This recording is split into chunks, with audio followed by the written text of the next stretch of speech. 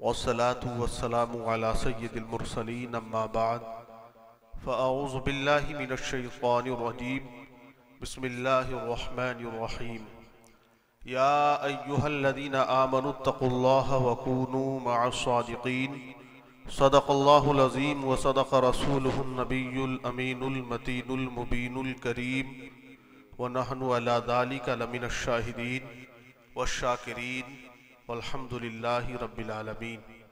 मोहब्बत के साथ नबी और आले नबी की बारगाह में दुरूद पाक का नजराना पेश करें। पढ़िए बुलंद आवाज़ से अल्लाहुम्मा सल्ली अला सय्यिदिना व मौलाना मुहम्मदिन व बारिक वसल्लिम अलैहि सलातु व सलामन अलैका या रसूलल्लाह या हबीबल्लाह सल्लल्लाहु तआला अलैहि वसल्लम। इशा से लेके अब तक आपने बड़ी अच्छी अच्छी नातें, बहुत अच्छी अच्छी बातें समात की हैं। आपने कारी नज़ाका साहब से अच्छी तकरीर शुरू में आपने समात की और अभी बड़ा अच्छा कलाम और बहुत ही मदभरी आवाज़ में शायर हिंदुस्तान जनाब कारी मुबारक हुसैन साहब से आपने सुना और जामे माकुलात व मनकुलात अल्लामा खुर्शीद अहमद मिसबाही साहब से आपने बहुत सारी बातें और बहुत से वाक़ियात सुने और गुफ्तगू उनसे समात की और बड़ी अच्छी निज़ामत आप सुन रहे हैं जमशेद आलम साहब से और कलाम मौलाना इरशाद नूरी साहब से भी आपने समात किया। कारी जाकिर साहब भी स्टेज पर तशरीफ़ रखते हैं। वक्त देखा जाए ठंड के हिसाब से ठीक ठाक है, लेकिन इतना भी ज़्यादा ठीक नहीं है कि बिल्कुल मतलब शांत हो जाया जाए, है ना। अभी 12 बज के कुछ मिनट हुए हैं और मज़ा आता है। देखिए जो कमज़ोर थे, जो कहते पिलपिले थे, वो चले गए और जो भोलू मियाँ के दीवाने वो बैठे हुए हैं। जो मजबूत वाले हैं, जो पक्के वाले हैं, वो मैदान नहीं छोड़ रहे माशाल्लाह। ये भी एक देखने की बात है। और हो सकता है भोलू शाह मियाँ आज इम्तहान ले रहे हों ठंड में कि देखते हैं मेरे आशिक जलसा देखने ही आते हैं या सुनने भी आते हैं। अगर ज़्यादा देर हो गई तो सुनेंगे या देख के चले जाएंगे। तो ये आपकी मोहब्बतों का इम्तहान भी है। हमारे सेक्रेटरी साहब माशाल्लाह हाजी लियाकत साहब, आप लोग सब मेहनतें करते हैं और हर साल इस जलसे को सजाते हैं और ये तरक्की कर रहा है हर साल। शुरू में कम थे, अब देखिए बहुत ज़्यादा आप लोग आने लगे। तो मैं दुआ करता हूँ जो लोग भी इसमें दामे दिरा में सुखन हिस्सा लेते हैं, अल्लाह सबके कारोबार में बरकतें अता फरमाए और परेशानियों को तमाम की दूर फरमाए और भोलू शाह मियाँ रहमतुल्लाह अलैह का फैदान पूरी बस्ती पे जारी और सारी फरमाए। तो ये वक्त है सुनने सुनाने का है। खैर अच्छी बात है और कभी कभी काम खराब भी हो जाते हैं। एक नवाब साहब ने वो टेलर से पजामा सिलवाया, टेलर ने वो नीचा कर दिया इत्तेफाक से। अब वो शाम के वक्त उठा के लाए, सुबह ससुराल जाना था। अब जब आ गया पजामा, टेलर की दुकान बंद, तो वो अपनी बीवी से बोले कि सुबह ससुराल शरीफ जाऊंगा, इससे थोड़ा सा काट के नीचे से और इसे जरा ऊंचा कर दो, बस दो उंगली काटनी है, बस आपको ज्यादा काटना भी नहीं है, 2 अंगल काट दो। तो बीवी ने कहा अभी तो खाना बनाया है ढेर सारा, और मैं तुम्हारा काम करूं। टाल दिया बीवी ने। उन्होंने अपनी बहन से कहा, बहन ने भी मना कर दिया, बेटी ने भी नाफरमानी दिखा दी, बूढ़ी माँ ने भी कहा बेटा मेरी आंखें कमजोर है, मैं कैसे इसको काट सकती हूँ, अब मुझे अंधेरे में दिखाई भी नहीं देगा। नवाब जी ने गुस्से में वो पजामा खूंटी पे टांग दिया और सो गए। और जब सो गए, जब रात के बज गए 12, तो बीवी को ख्याल आ गया कि है तो मेरे शोहर हो जाएंगे भी मेरे मायके, पजामा घिसटता हुआ जाएगा तो अच्छा नहीं लगेगा। उठी बीवी और पजामा उतारा और उतार के उसने 2 अंगल काट के और सी के टांग दिया। अब रात के 1 बजे आंख खुल गई बेटी की कि अब्बा सुबह को डांटेंगे जरूर अगर पजामा उनका नीचा रहा। तो बेटी ने भी वो खूंटी पे टंगा हुआ था उतारा और उसने भी काटा और सी के उसने भी टांग दिया। अब 2 बजे के बाद बहन भी उठ गई कि भैया का भी गुस्सा करे, सुबह को वो पजामा बहन ने भी काटा, सिया उसने भी टांग दिया। फजर के वक्त अम्मा भी उठी, थोड़ा उजाला फैला। अम्मा बोली है तो मेरा लाडला ही उम्र में कितनी हो गया हो, चाहे उसको जवानी से बूढ़े की तरफ जा रहा हो, बुढ़ापे की, अम्मा ने भी वो काट के सी के टांग दिया। और सुबह को नवाब साहब जब नहा के तैयार हुए, जब पजामा पहना तो वो नेकर ही बन गया, काटा ही सबने था वो। तो रात में कभी कभी काम जो है वो खराब भी हो जाता है, तो वक्त पे काम हो जाए तो वो अच्छा हो जाता है। बहरहाल जी जी जी जी जी जी जी जी, इंशाल्लाह इंशाल्लाह। देखिए हाजी साहब ने कहा तो बहुत कम काम बनता चला जाएगा, है ना। तकरीर ये नहीं है कि बहुत ज्यादा मजमे में हो, अरे दो लोग सुनने वाले हो उन्हें भी तकरीर हो जाती है। आप मक्के की हिस्ट्री उठा के देखें, नबी पाक ने इब्तदाए इस्लाम में जब नबी पाक तकरीर करते थे तो आप देखें, आप मक्के की तारीख पढ़ें, इब्तदाए इस्लाम को देखें कि मक्के के काफिर आपको गाली दिया करते थे। माज़अल्लाह आप जब तकरीर करते थे तो मक्के के नौजवान तालियां बजाया करते थे। आप जब बाजारों में निकला करते थे तो मक्के के काफिरों ने ग्रुप बना दिया कि मोहम्मद अरबी किसी से बात करें तो शोर मचाओ ताकि इनकी बात कोई सुन ना पाए, जब ये कुरान पढ़े तो कोई सुन ना पाए, ऐसा शोर मचाओ। लेकिन नबी पाक फिर भी तकरीर करते रहे। लोग शोर मचाते थे, आका तकरीर करते थे। लोग बुरा कहते थे, नबी करीम सल्लल्लाहु अलैहि वसल्लम तकरीर किया करते थे। लोग आपको साहिर जादूगर कहते, माज़अल्लाह आप तकरीर किया करते थे। हद ये हो गई, लोगों ने अपनी कानों में उंगलियां डालनी शुरू कर दी और कहा कि कोई इनकी बात ना सुने। लेकिन मेरे नबी ने फरमाया, ऐ मक्के के लोगों, कभी तो तुम्हारे कानों से उंगलियां बाहर आएंगी, जिस दिन बाहर आएंगी मोहम्मद अपना पैगाम तुम्हारे कानों तक पहुंचा दे। तो इसीलिए शायर ने कहा, आंखों में नूर चेहरे पे उजाले होंगे, आंखों में नूर चेहरे पे उजाले होंगे, मुस्तफा वालों के अंदाज निराले होंगे। आंखों में नूर चेहरे पे उजाले होंगे, मुस्तफा वालों के अंदाज निराले होंगे। और महशर में भीड़ होगी बहुत लोगों की, महशर में भीड़ होगी दीवानों की, सब मेरे सरकार के चाहने वाले होंगे। दुनिया में उनके तसव्वुर से मुकद्दर चमका, दुनिया में उनके तसव्वुर से मुकद्दर चमका, कब्र में अब तो उजाले ही उजाले होंगे, कब्र में अब तो उजाले ही उजाले होंगे। मैंने जिस आयत करीमा की तिलावत की, अल्लाह फरमाता है, ऐ ईमान वालों अल्लाह से डरो और सच्चों के साथ हो जाओ। और ये महफिल सच्चों की निस्बत से आप लोगों ने सजाई है। भोलू शाह रहमतुल्लाह अलैह की मोहब्बत में सरशार होकर ये जलसा सजाया, तमाम उलमा को आपने बुलाया है। हजरात, तो ईमान वालों से कहा गया, किससे कहा? ईमान वालों से। सच्चों के साथ हो जाओ, अल्लाह से डरो और सच्चों के साथ हो जाओ। अब बेनिफिट क्या होगा, फायदा क्या होगा? आप तारीख पढ़ें हजरत मालिक बिन दीनार रहमतुल्लाह अलैह की, उनका मुकाबला हो गया एक तहरिये से। तहरिया उसवे कहते हैं जो खुदा का इनकार करता है। वो कहता है कि खुदा कोई चीज नहीं है, दुनिया को बनाने वाला कोई नहीं है। माज़अल्लाह उसका ये अकीदा होता है। यही अकीदा लेके एक तहरिया इमाम आजम के पास भी आया था और उसने कहा खुदा कोई चीज नहीं है। इसी बहस पे मुनाजरा रख दिया गया।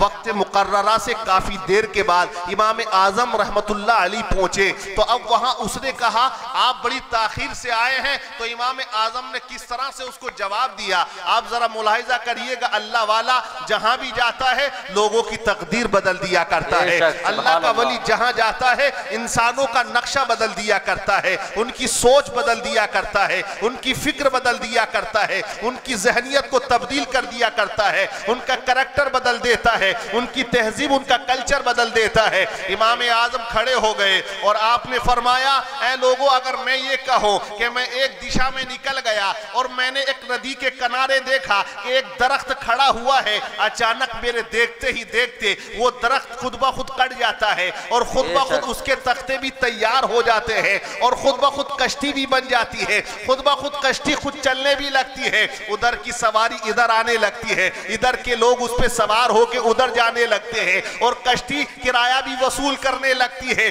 तो क्या आप मेरी इस बात को मानोगे? तो वही दहरिया जो खुदाई का इनकार कर रहा था, उसने कहा इमाम आजम आप तो बहुत दानिश्वर आदमी हो, बहुत इल्म वाले हो, बड़े मुत्तकी और परहेजगार हो और मुसलमानों के इमाम हो, और एक ऐसा फर्जी वाकया आप बयान कर रहे हो। ऐसा कैसे हो सकता है कि पेड़ खुद ब खुद कट जाए, कश्ती भी खुद ब खुद बन जाए, कश्ती खुद ब खुद भी चलने लगे? ऐसा मुमकिन नहीं हो सकता है। जरूर उसको बनाने वाला होगा। जब तक कोई बनाएगा नहीं कश्ती बनेगी नहीं, जब तक कोई चलाएगा नहीं कश्ती चलेगी नहीं। तो इमाम आजम ने फरमाया, ओ दहरिया, मैं भी तो यही बात समझाना चाहता हूँ कि एक जब छोटी सी कश्ती बगैर किसी के बनाए हुए बन नहीं सकती, तो इतनी बड़ी कायनात बगैर किसी के बनाए कैसे बन सकती है?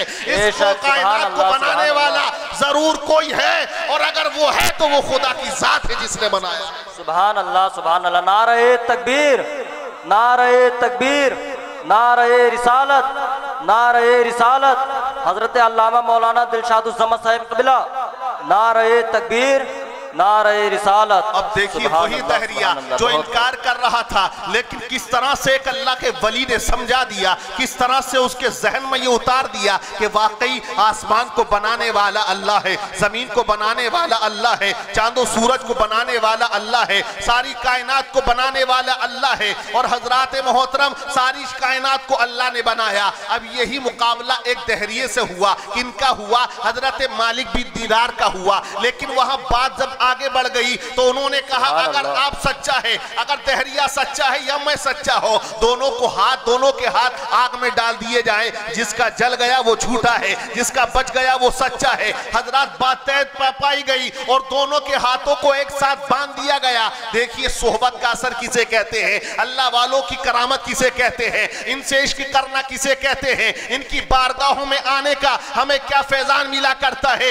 इमाम मालिक बिन दीनार का हाथ भी उस दहरिये के हाथ से बांध दिया जाता है। अब दोनों के हाथ को आग में डाला गया, वही आग जो जल रही थी, दोनों का हाथ पहुंचा तो आग ठंडी हो जाती है, आग सर्द हो जाती है। ये देखकर मालिक बिन दीनार हैरान हो गए और सजदा रेज हो गए और रब की बारगाह में अर्ज किया, मेरे मौला ये आग का बुझना मेरी समझ में नहीं आया है, इसका सर्द होना मेरी समझ में नहीं आया है, आखिर मामला क्या है? तो आवाज आई, ए मालिक बिन दीनार, तुम्हारा हाथ उस दहरिये के हाथ से लगा हुआ था और हमारी रहमत को यह गवारा ना हुआ कि मेरे नेक बंदे से जिसका हाथ टच हो और उसके हाथ को हम जला दे, अलग अलग करके देख लो। फिर इमाम मालिक बिन दीनार ने फरमाया, ए लोगों हाथों को अलग अलग डाला जाए। जब हाथ अलग अलग डाले जाते हैं तो दहरिये का जल गया, मालिक बिन दीनार का बच जाता है। सुभान अल्लाह, सुभान अल्लाह, बहुत खूब, माशाअल्लाह। पता ये चला एक दहरिये का हाथ अल्लाह के वली के साथ मुत्तसिल हो गया,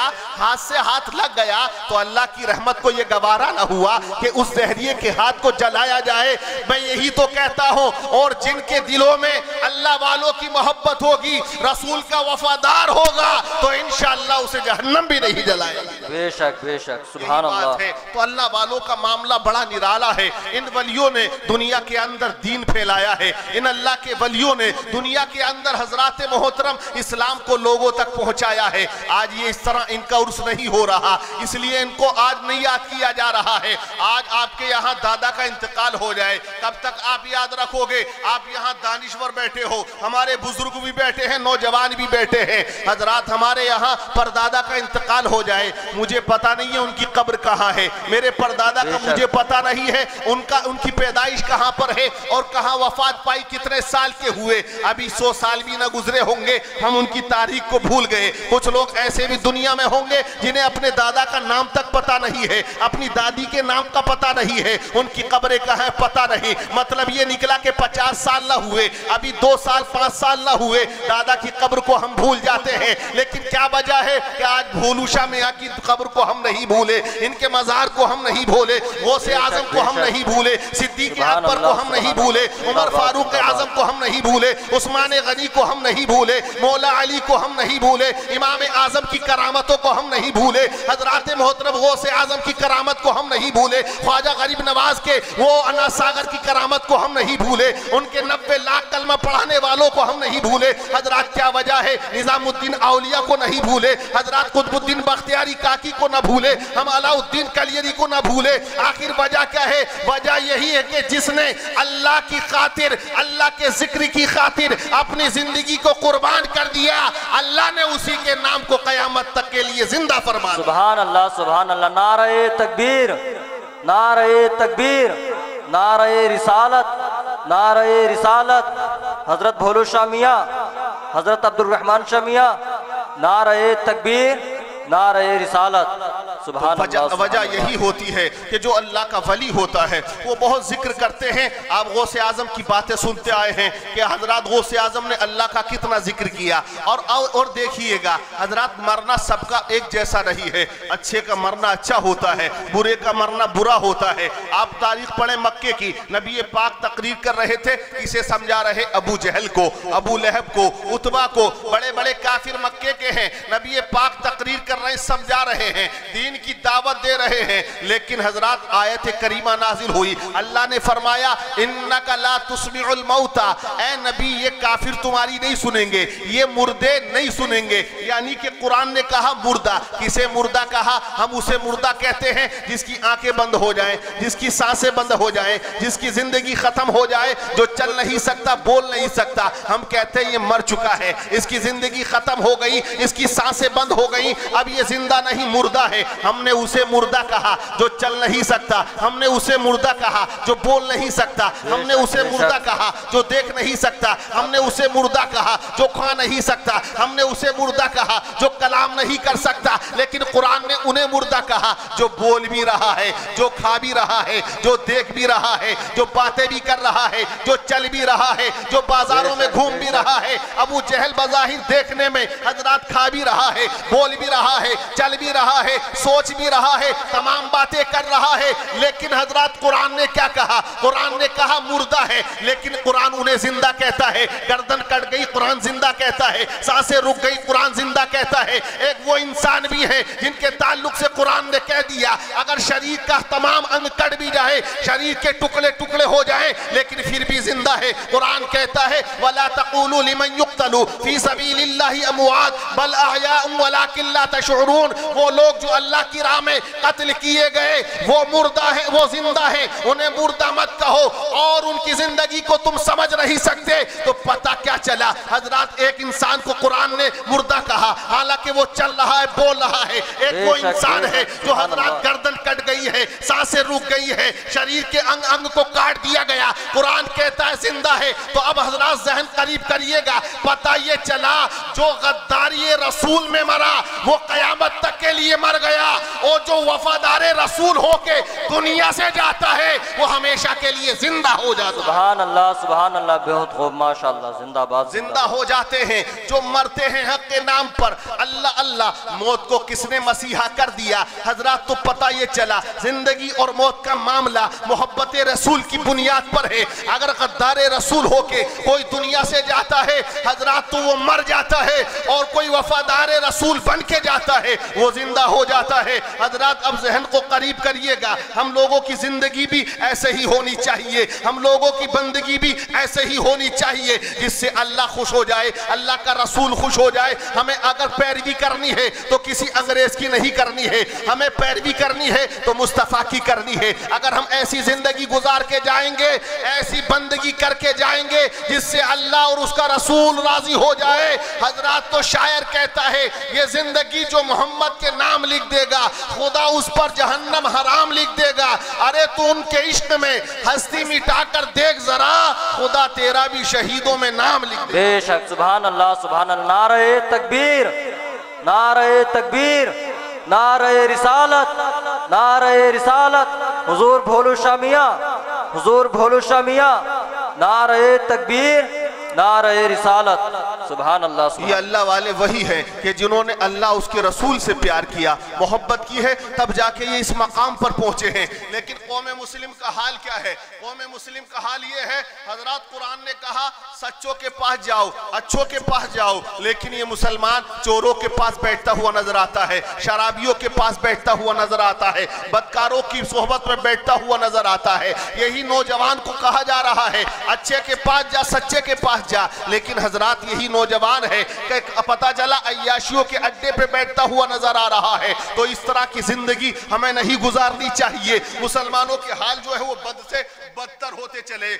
कोरोना का दौर आया, इसे कोरोना वायरस कहा, पूरी दुनिया को हिला के इसने रख दिया। मस्जिदों को ताला लगा दिया गया, मदरसों को बंद कर दिया गया है। रमजान शरीफ का महीना ऐसा महीना जिसमें रहमत व इरफान की बरसात होती है और मुसलमानों को इबादत करने का सिला डबल कर दिया जाता है। कई गुना बढ़ा दिया जाता है। उस महीने में हमें रोक दिया गया, लेकिन उसके बाद मुसलमानों का हाल वही है। आज भी तुम्हारी मस्जिद में उतने ही नमाजी मिलेंगे जितने कोरोना से पहले पाए जाते थे। कोई मुसलमानों के अंदर सुधार नहीं। इतना बड़ा अल्लाह का अजाब आया कि तुम्हें मस्जिदों से रोका गया, ताले लगा दिए गए। वो मस्जिद जहां से आजान के बाद इमाम साहब ऐलान करते थे, ए लोगों आ जाओ नमाज की तरफ, आ जाओ कामयाबी की तरफ, आ जाओ फलाह की तरफ, लेकिन उसी मस्जिद के माइक से आजान आवाज और लगाई जा रही है, ए लोगों अपने घरों में इबादत करो, मस्जिद में आने की जरूरत नहीं है। तो ए मुसलमान, ये तेरे ऊपर सबसे बड़ा अजाब है, ये तेरे ऊपर सबसे बड़ा अजाब है कि तुझे अल्लाह ने अपनी बारगाह से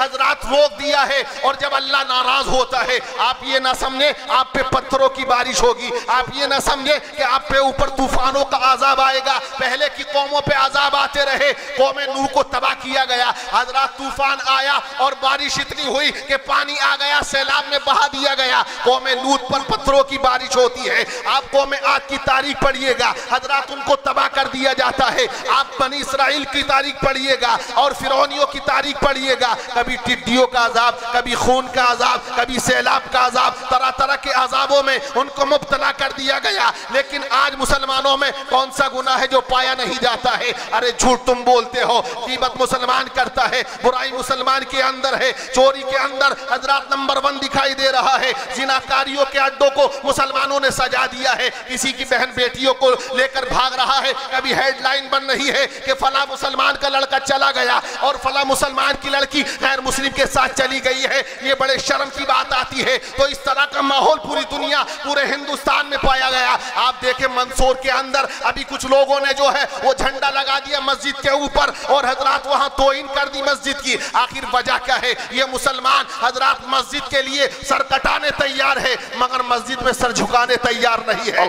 मेरे भाई, जिस दिन तेरा सर मस्जिद के अंदर झुक जाएगा, तेरी मस्जिद के ऊपर हाथ उठाना तो बहुत दूर की बात है, कोई निगाह उठाकर नहीं देखेगा। इनकी हिफाजत अल्लाह के हाथ में है, अल्लाह इनकी हिफाजत करने वाला है। लेकिन हजरात हमें अपने किरदार को ऐसा बना लेना चाहिए, ऐसा बना लेना चाहिए कि जब हम बाजारों से जाएं, अगर किसी के पड़ोस में भी रहे तो दुनिया ये कहने पे मजबूर हो जाए कि जब मोहम्मद के गुलाम के किरदार का आलम है तो इनके नबी के किरदार का आलम कैसा है? सुभान अल्लाह, सुभान अल्लाह।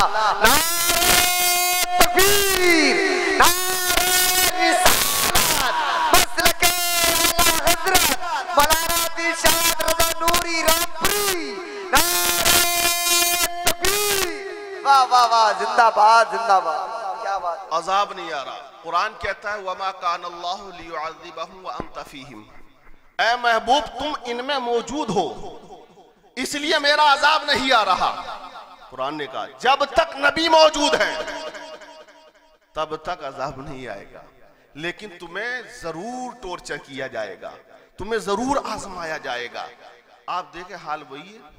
अरे इतना बड़ा अजाब आया, लोग सोच रहे थे अब छोड़ देंगे बुराइयां, अब मस्जिदों के ताले खुल जाएं, मस्जिदों को भर देंगे। आता है हजरात तो मामला बड़ा गंभीर हो जाता है। लेकिन हमारा कल्चर कैसे होना चाहिए, हमारा किरदार कैसा होना चाहिए? आज लोग शिकायत करते हैं हजरत तकरीर करिएगा किरदार पर। मुसलमानों का किरदार बड़ा बेकार हो गया है, ना इसको बोलने का तमीज है, ना इसे चलने का शऊर है, ना इसे गुफ्तगू करने का तरीका मालूम है। मैं एक डॉक्टर साहब के पास गया, वो डॉक्टर साहब मुझसे कहने लगे हजरत तकरीर करते हैं आप? मैंने कहा करता हूं, मैं छोटी मोटी जो भी आती है बोल लेता हूं। तो कहा हजरत तकरीर अगर किया करें तो मुसलमानों को किरदार के बारे में समझाएं, मुसलमानों का अखलाक बड़ा ही बेकार होता जा रहा। ये बात करता है तो ऐसा लगता है कि बिल्कुल अनपढ़ है और इसके पास इस्लाम नाम की कोई तालीम ही नहीं है, बल्कि इस्लाम का मानने वाला है। ये कहता मैं इस्लाम का फॉलोवर हूं, ये कहता मैं मुसलमान के घर में पैदा हुआ हूं, ये कहता मेरा नाम मुसलमानों के नाम पर है,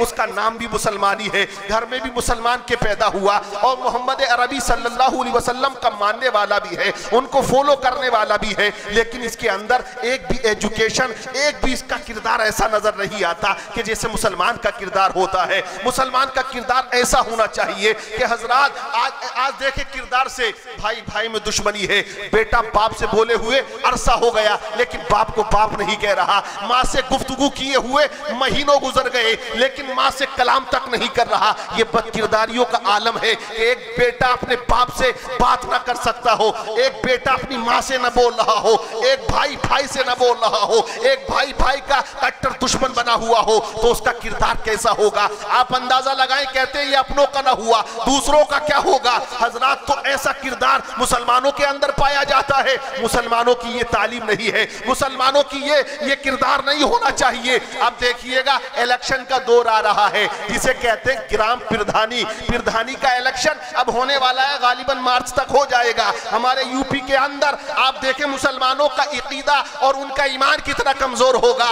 1 किलो मछली पे बिकेगा, 1 किलो मुर्गे पे बिकेगा, एक कॉफी के चाय पे बिक जाएगा और चारों तरफ चक्कर लगाएगा। उस कैंडिडेट पे भी जाएगा, इस पे भी आएगा, यहाँ भी खाएगा, वहां भी खाएगा, वहां भी खाएगा, और उसे भी जिता के आएगा, इसे भी जिताएगा, इसे भी जिताएगा, यानी कि सबको जिताएगा। एक मिसाल ले लीजिए, एक गांव में तो गैर मुस्लिम भी है, मुस्लिम भी है, आमना सामना है, वो अपनों में कर रहा है, ये अपनों में कर रहा। एक गांव ऐसा भी है जहां मुसलमानों की तादाद ज्यादा है, लेकिन फिर भी अलग अलग लोग खड़े हो जाते हैं कि वो मेरी बिरादरी का है, वो मेरे खानदान का है, वो मेरे उसका है। अब हर इंसान खड़ा हो गया, हर बिरादरी का खड़ा हो गया, हर एक महल्ले से खड़ा हो गया। अब जीतना एक को है। हजरात, हालात क्या, चारों का खर्च हो गया। वो प्रधान जी जो मस्जिद में 1 रुपया ना देते थे, 1 रुपया मदरसे में ना देते थे, एक रसीद इमाम साहब से ना कटवाते थे, आज वो कह रहे आ जाओ, लंगर चल रहा है, लंगर चल रहा है।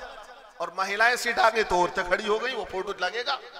नबी ने फरमाया कि जब औरतें हुकूमत करें तो ये कयामत की निशानियों में से एक निशानी है, औरतें हाकिम बनेंगी, ये कयामत की निशानियों में से एक निशानी है। और एक साहब की तो बीवी इलेक्शन जीत गई तो बड़ी दुख भरी दास्तान बयान करते हुए कह रहा था, थी जरा सी बात फसाना बना दिया, इलेक्शन ने तो मुझको दीवाना बना दिया। और भाभी आपकी गांव की प्रधान क्या बनी, लोगों ने मेरे घर को ही थाना बना दिया। हालात ये हो गए कि अब प्रधानी के पास जा रहे हैं साइन कराने। तो हजरात, ये अब माहौल हमारे मुसलमानों के अंदर पाया जाएगा।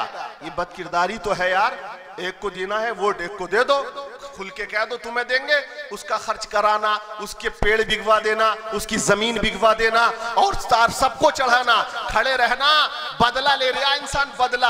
आपस में मुसलमान आपस में मर रहे हैं, आपस में कट रहे हैं, फिर दुश्मनी, फिर रंजिशें चलती हैं। इसने मुझे वोट नहीं दिया, उसने मुझे वोट नहीं दिया, इसने ऐसा कर दिया, ये फला पार्टी में है, ये उस पार्टी में है। हालांकि कुरान क्या कहता है? कुरान कहता इन्नमल मुमिनूना इख्वतुन फअस्लिहू बैना अखवैकुम वत्तकुल्लाह लअल्लकुम तुरहमून। कुरान ने कहा तुम आपस में भाई भाई हो, और अगर तुम्हारा भाई एक दूसरे में ना इत्तेफाकी हो तो तुम उनमें आपस में सुलह कराओ, अल्लाह से डरो ताकि तुम रहमत के हकदार हो जाओ। अल्लाह की रहमत तभी तो आएगी जब हम आपस में प्यार करेंगे, आपस में एक दूसरे का ख्याल करेंगे, एक दूसरे से मोहब्बत करेंगे, एक दूसरे के हुकूक अदा करेंगे।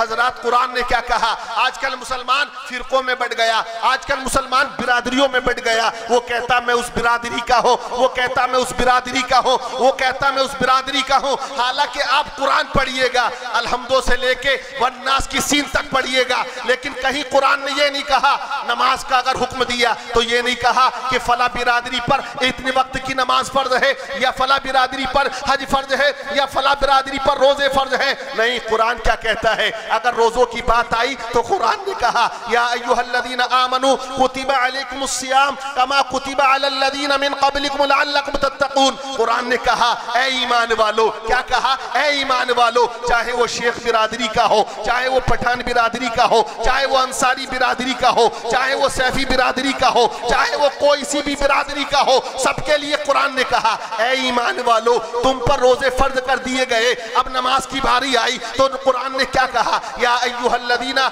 आमनुस्तईनु बिस्सब्री वस्सलाह। ऐ ईमान वालो, नमाज से और नमाज से मदद तलब करो, सब्र से मदद तलब करो। किसी बिरादरी का नाम कुरान ने नहीं लिया है, किसी जात का नाम कुरान ने नहीं लिया है, किसी ग्रुप का नाम कुरान ने नहीं लिया है। ये तो हमने अपने आप को डिवाइड कर दिया। अब डिवाइड क्यों किया? कुरान ने ने कहा। कुरान क्या कहता है, या अय्युहन्नासु इन्ना खलकनाकुम मिन ज़करिन व उन्सा व जअलनाकुम शुऊबन व क़बाइल लितआरफू इन्ना अक्रमकुम इंदल्लाहि अत्क़ाकुम। कुरान कहता है, लोगों, हमने तुम्हें एक मर्द और एक औरत से पैदा किया और तुम्हें कबीलों में बांट दिया, लितआरफू, ताकि तुम्हारी पहचान हो, ताकि तुम्हारी शनाख्त हो, ताकि तुम्हारा एड्रेस ढूंढने में परेशानी ना आए। अगर बिरादरी बनी है, अगर कबीलों में डिवाइड किया है अल्लाह ने, तो इसलिए किया ताकि तुम्हारी पहचान हो। आपके फूबरा में कोई आ गया, हाजी लियाकत नाम के दो आदमी हैं, अब वो किसके पास जाएगा? तो बिरादरी से पता चल जाएगा कौन सी बिरादरी में जाना है, फला बिरादरी फला कबीले में जाना है। तो पहचान के लिए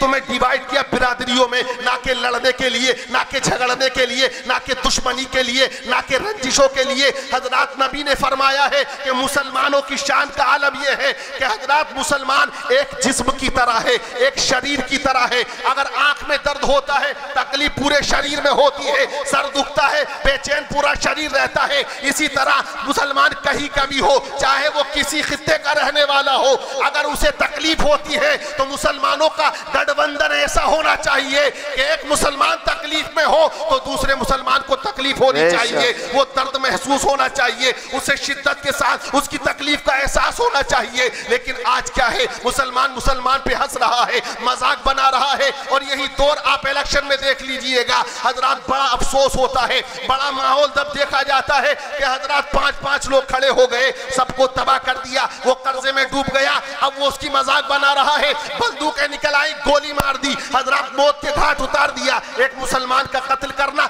जहन्नम रसीद कर देता है। हजरात, तो हमें ऐसा किरदार लाना चाहिए, ऐसी तहजीब लानी चाहिए, ऐसा करैक्टर लाना चाहिए, ऐसा तमद्दुन लाना चाहिए कि वो इंसान फिरदान बने जो इस्लाम को फॉलो करे, वो इंसान फिरदान बने जो मुस्तफ़ा की शरीयतों पे अमल करे, वो इंसान फिरदान बने कि दोगलापन उसके अंदर ना हो कि फला के जगह गया तो उस ग्रुप में भी खा के आ गया और वहां भी गया तो उनकी कह के आ गया। बल्कि ऐसा हमें किरदार वाला आना चाहिए कि जिसकी सीरत अच्छी हो, जिसकी सूरत अच्छी हो, जिसका किरदार अच्छा हो। और जिसका किरदार अच्छा होगा, जब तुम्हारी बस्ती में ऐसा हाकिम हो जाएगा तो उसकी वजह से पूरी बस्ती में रहमतों की बरसात हो जाएगी। वाह वाह वाह, बहुत अच्छा भाई, जिंदाबाद। लेकिन प्रधान बनकुर रहा जो सबसे बड़ा डोन है, अरे वो दबंग है, उसे बनाओ, वो नहीं डरता किसी से, वो किसी से ना डरता, ये नहीं डरता। अरे जो अल्लाह से डरता है फिर सब उससे डरते हैं। ऐसा होना चाहिए जो अल्लाह से डरने वाला हो। और मैं तो कहूँ मस्जिद के इमाम को बना दे लोग, मगर मर जाएंगे, पेट फाड़ कर मर जाएंगे, डैर में डूब कर मर जाएगा। अगर इमाम साहब ने पर्चा भर दिया तो डैर में डूब जाएंगे, आत्महत्या कर लेंगे कि इमाम साहब ने कैसे भर दिया, मार के मर देंगे चाकू पेट में, इमाम साहब ने कैसे भर दिया। लोग कहें इनका क्या काम है राजनीति, इन्हें तो दूर रखो, मुल्ला की दौड़ मस्जिद तक है, ये कह देते। और फिर क्या कहते मालूम है कि ये मौलवी लोग तकरीरें नहीं कर रहे, ये इस्लाह की बातें नहीं कर रहे। अभी मैंने ट्विटर पे एक इंसान का वो पढ़ा, क्योंकि एक जगह से ऐसी खबर मिली, मुसलमानों ने लिखा कि हम ये गांव छोड़ रहे हैं। वो गालिबन मेरठ के इलाके की वो बयान थे, उनके घरों पे मुसलमानों के लिखा हुआ कि हम इस गांव से हिजरत कर रहे हैं जुल्म की बुनियाद पर, यहाँ पे जुल्म हुआ, काफिरों ने जुल्म किया, हम जा रहे हैं, ये मकान बिकाऊ है, ये मकान। तो उसने नीचे कमेंट में लिखा, हमारी ओलमा, हमारे मौलवी, मुल्ले लिख दिया था वो, तो ऐसा जुमला इस्तेमाल कर, ये मुल्ले क्या कर रहे हैं, इन्होंने मुसलमानों के जज्बों को ठंडा कर दिया, इन्होंने सर्द कर दिया, इन्होंने तकरीरें नहीं करी। अरे भैया, और क्या लठ लेके मारे सरों में? अरे भाई, तकरीर स्पीच इसे तो कहेंगे, मैक में बोल लेगा, समझा देगा, हदीस बता देगा, लेकिन अब डंडा लेके। मैं तो कहता हूं कि मौलवी को इतनी पावर दे दो, एक टाइम में गायब हो जाना इमाम साहब, तो ऐसे घूर के देखे मुख्तदी जैसे 5 एकड़ जमीन अपने नाम पे करा के आया हो, गांव वाले ही किसी की ऐसा। और इतने सवाल, इतनी नजरें, तो भाई साहब कोई आशिक अपनी माशूका पे भी नहीं रखता, कहाँ जा रही है, क्या कर रही है। जितना प्यार मुख्तदी को इमाम से, हकीकत बता रहा हूं, ये हकीकत है, इतना प्यार मुख्तदी इमाम से करते हैं कि किसी गैर से मिल ना ले इमाम, दिल टूट जाएगा, बेवफाई साबित हो जाएगी। इतना प्यार, मैं कहता हूँ इतना प्यार ना करें। ये पैगाम दूंगा, ये जाएगा दूर तक। मैं पैगाम दूंगा, इतना प्यार ना करो कि नजरों से एक पल भी ओझल हो जाए तो बेकरारी पैदा हो जाए, चौराहे पे चर्चा शुरू हो जाए। इतना प्यार करो कि वो घर गृहस्थी भी जरा देखभाल कर ले सके। हैं तो प्रधान अगर बनाओ तो इमाम साहब को बनाओ, कोई भी ले जाओ उठा के फातिहा पढ़ाना, चाहे शिद्दत की नींद हो या कुछ भी हो, सर में दर्द हो, इमाम साहब चलो, रात के 1 बज रहा हो, चलेंगे जरूर इमाम साहब। तो ऐसे जब प्रधान होंगे तो इनकलाब आ जाएगा, फिर वो नहीं होगी, रिश्वतखोरी नहीं होगी, फिर ये मामला नहीं बनेगा प्रधान जी साइन नहीं कर रहे, इमाम साहब तो सबके रजिस्टरों पे साइन करेंगे इंशाल्लाह, और बढ़िया रहेगा। तो ये एक मुहिम चलनी चाहिए वैसे तो, कि प्रधान जो मस्जिद का इमाम हो और बड़ा अच्छा हो, फिर वो डंके की चोट पे तकरीर भी करेगा और वो फिर जो है अच्छी बात भी बताएगा, हक बात भी बताएगा। बहुत से भैया चापलूसी भी करते हैं ना, कहते कि यार कभी प्रधान नाराज हो गए तो इमामत चली जाएगी, तो इमाम साहब उनकी चाय ज्यादा पीते रहेंगे, फिर तो मामला ये बना। तो इलेक्शन का दौर आ गया तो मुसलमानों का ईमान देखिएगा, काफिरों को वोट दे देते हैं, कहते हैं इससे अच्छा वो है। भाई मुसलमान से अच्छा कैसे हो जाएगा? एक अगर मुसलमान है तो उसको आप समझाइए, या पूरा गांव मुत्तफिक होकर ऐसे आदमी को लाए जिसे लोग पसंद नहीं करते, उसे हटाएं, एक अच्छे को लेकर आए, ताकि सबका मामला अच्छा बन जाए। और हमारा दीनी भाई होगा तो माहौल बड़ा खराब होता जा रहा है, बद से बदतर होता जा रहा। अब किरदार देखिएगा, मालिक बिन दिनार रहमतुल्लाह अलैह का अखलाक देखिएगा, हमारा किरदार भी तो ऐसा हो। हजरात उनके पड़ोस में कौन रहता था? एक यहूदी, और उसने गंदगी का परनाला उन्हीं के आंगन की तरफ कर रखा था जिससे गंदगी आती थी। वो रोजाना गंदगी बहाता था और खुश होता था। मालिक बिन दिनार कोई जुमला उससे नहीं कहते।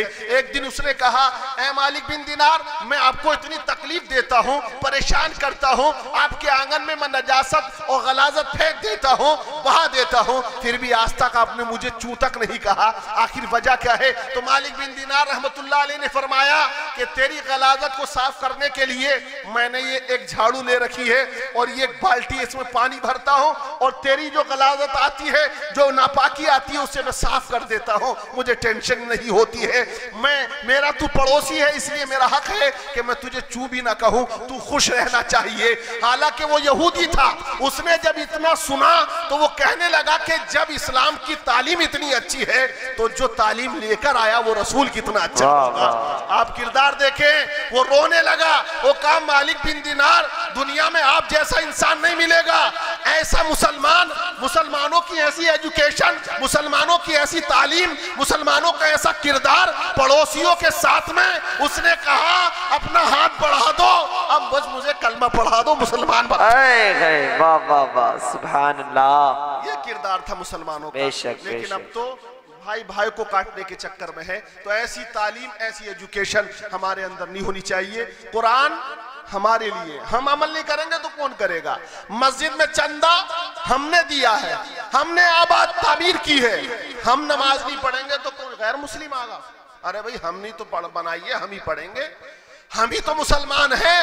हम नमाज नहीं पढ़ेंगे तो और कौन पढ़ेगा? हम नहीं पढ़ेंगे तो और कौन पढ़ेगा? हम रोजे नहीं रखेंगे तो कौन रखेगा? तो मेरा कहना यही है, हमें वो अमल करने चाहिए जिससे दुनिया में इनकलाब आ जाए। इनकलाब तभी आएगा जब दुनिया के अंदर हम मुस्तफ़ा को फॉलो करेंगे और उनकी शरीयत पे अमल करेंगे। और जब तक हम भटकेंगे, दुनिया मारती रहेगी, हम भागते रहेंगे। अल्लाह अमल की तौफीक अता फरमाए। कलमा पढ़ ले, ला इलाहा इल्लल्लाह मुहम्मद रसूलुल्लाह। अपने दिल को हवस का गुलाम मत करना, जमीर बेच के दुनिया में नाम मत करना। किसी के मकान की छत से गिरो तो कोई डर नहीं, नबी की निगाह से गिरने का काम मत करना। अस्सलाम वालेकुम।